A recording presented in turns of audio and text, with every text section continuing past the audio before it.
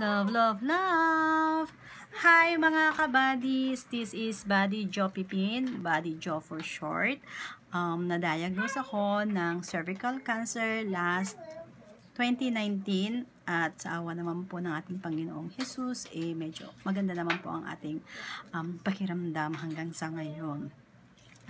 Sumali po ako sa HOH Got Talent 2023 para lang i-share yung konti nating kaalaman sa pag-awit at para ma-inspire na rin yung iba nating mga kabadis dyan na kahit na maraming pinagdadaanan sa buhay, ikanta lang po natin kung ano man yan. So, ikanta lang po natin yan. Mawawala din yan at gagaling tayong lahat. Doon naman sa 3 strong personalities ko, masasabi ko lang na yung first is yung laging positive ang outlook sa buhay. Pangalawa, I'm also Jesus Christ believer. At pangatlo, lagi lang happy.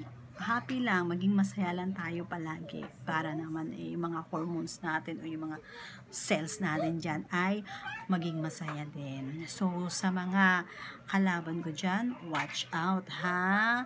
Go, go, go! Char lang. So, enjoy and that's all. Have fun. Thank you. Bye-bye!